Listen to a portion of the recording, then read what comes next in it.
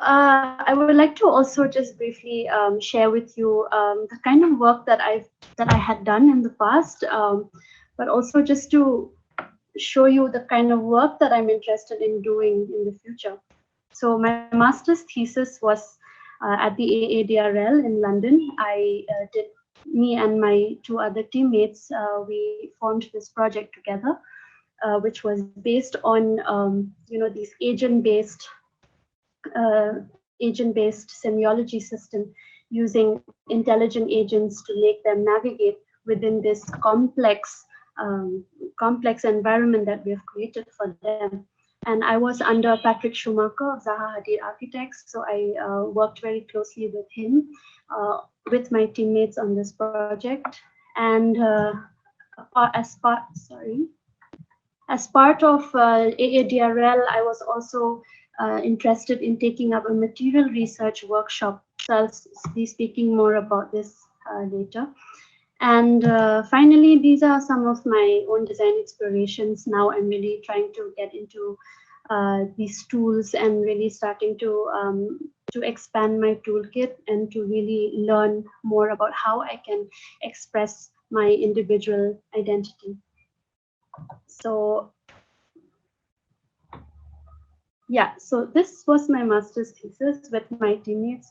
We developed this thesis to focus on creating, this communication-driven, completely driven by the communication of the space, making it an intelligent environment. And our model was a startup culture. We had to use the work culture to start to develop the space. So then, as you know, office spaces these days are dramatically changing. We do not have rigid cubicles where, you sit and, but instead nowadays it's more of collaboration. It's more of exchanging ideas. It's more of even working from home now, we've seen. So I think the idea behind this project was to really create a fluid-based architecture which had no boundaries.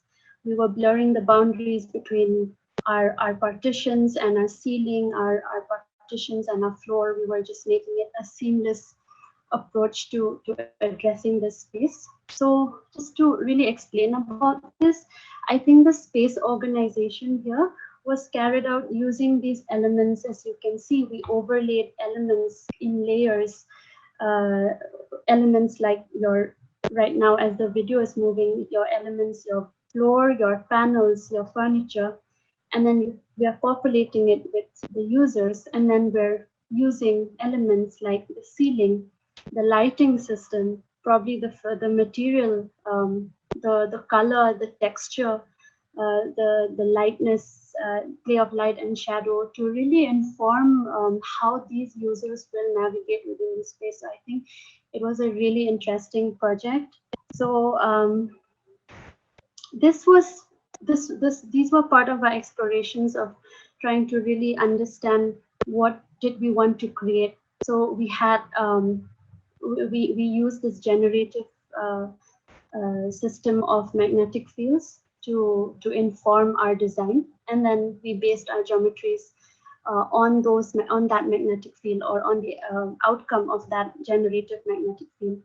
And then we extended the interior layout also to the ceiling, where we had these focal points, and they come out as ceiling strips and connected to one another.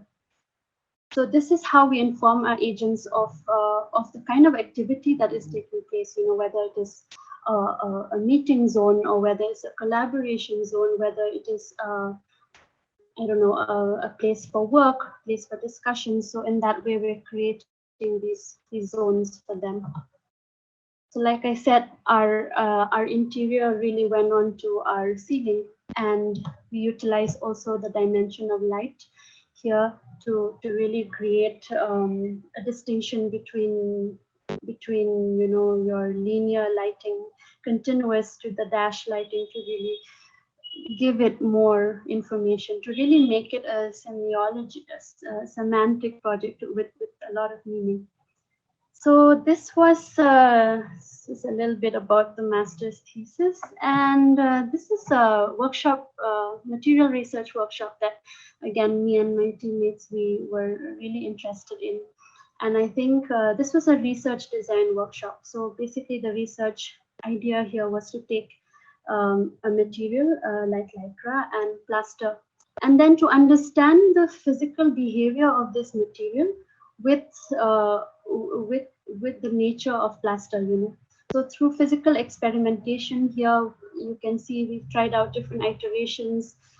Basically, this was form finding. It was really fun. It was a very fun workshop.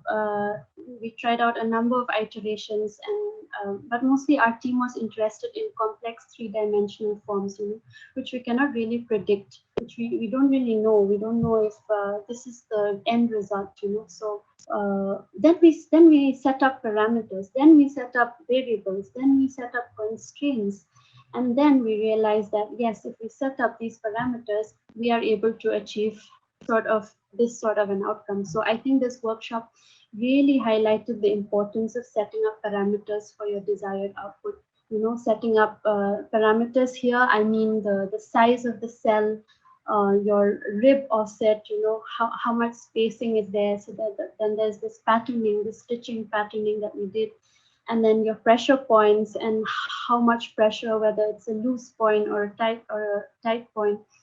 So in that way, we came up with this formless, I don't know, three-dimensional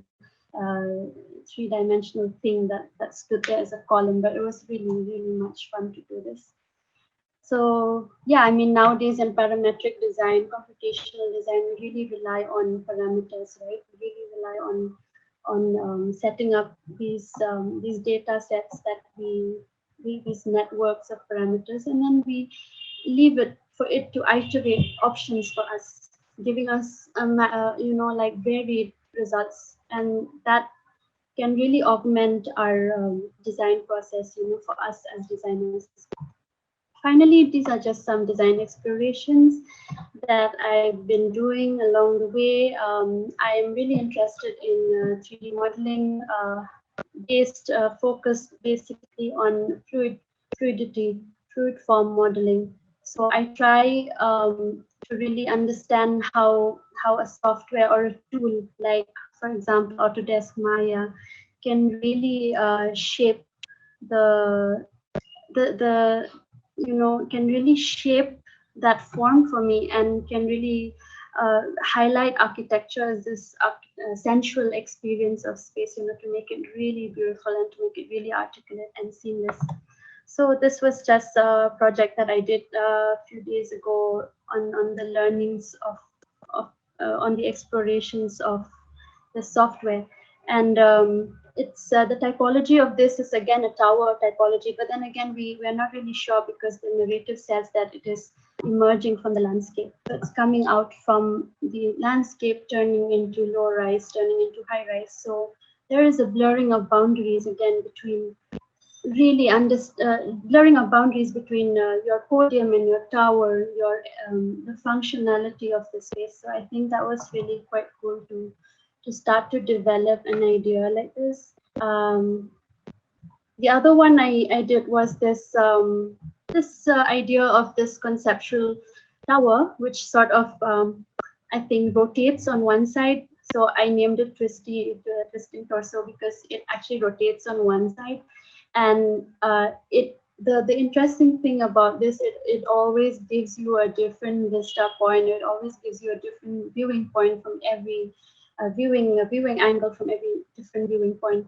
And I think here it's also interesting to see how, you know, your balustrades and your railing and your I don't know, facade, which is always thought of, you know, being I don't know, being straight, or, you know, it starts to curve in, it starts to have this fluidity, it starts to have this language, it starts to have this juxtaposition of these curves coming in together. And I think that was it was really interesting to highlight this technique, which I learned in Autodesk Maya. So I think softwares are basically just tools, you know, to help us to assist us in our design process, to augment our creative process, to help us express our individual identity. So I think we really need to have to enhance our software knowledge, to have it in the tips of our fingers, so that we know what we want to achieve. We have the idea, and then we stick to it, and then we bring it to life. And this was one other exploration that I did in the software called Houdini, which I attended a class, and I've always been curious about how do you make these landscapes? How do you address these landscapes, even though they are very abstract in form, even though they don't really have any definite functionality. But then I also, coming from the hills of Shillong, coming from a hill station, I see all these hills around me, these mountains and these ridges. And then this is a really cool, it was a very fun exploration actually, just by understanding the process of erosion and how it starts to chaotically disintegrate this scenario for you, and then you can sort of make up your own meanings, right? It's open to interpretation. So yeah, so I guess with that being said, 2 years later, I'm still continuing on my other explorations, thinking about how I can contribute to design and how I can grow. I can grow in my contribution, and how I can grow in my own niche, in the office, or regardless, or individually as well. So yeah, so that was it for the presentation. Thank you so much for your response so far. Thank you so much, Cheryl. I guess the presentation had been very informative, commencing from the projects that you had, talked to us about, the Haven Impera House as well, and the Worm, the Phoenix Warehouse as well. So everything, it all seems like the fantasy buildings that we usually see, and then all being built up, and the effective usage of materials and the blend of with the nature and everything. It was really very nice. And as well as moving on to the workshop, they had talked about the need to set up parameters for the upcoming parametric designs that we generally use these days, and the conceptual ideas that you had delivered, it was really very brilliant, everything put together. So I guess, so how, tell me about your journey of being an architect. Like, how do you feel about being an architect? And in case if you weren't an architect, what would you have seen yourself to be as? So, I mean, that's a very, I get asked that question all the time, but I would love to share it. It's a very fun story, actually. So for me, I think for all of us, we're all architects, we're all students studying architecture. Firstly, architecture is a very diverse field, it has a very everyone has a different personal feeling towards architecture, it's very subjective. So you're really thinking about architecture as this making of space, when you start to carve out a space, making it habitable, making it for people to work, to live, eat and play, and but it's also about the process, the process of execution and making it come to life. So for me, I hadn't known about this thing. I hadn't known there was a field called architecture, but I was always an avid, I don't know, I loved drawing, I love sketching. And ever since I was little, I grew up in Shillong, which is a hill station, which is so beautiful. So it has so many beautiful landscapes around you. You're surrounded by, mountains and trees and waterfalls. So I think as a child, I remember I was always sketching. My companion was a piece of paper and pencil, and I was always sketching all the things I was seeing around me. And then there was one day when it was like my aha moment, when I saw the blueprints of my home. My home was being constructed. So I saw these blueprints, and at the time I was really fascinated, and I wanted to know what is this thing.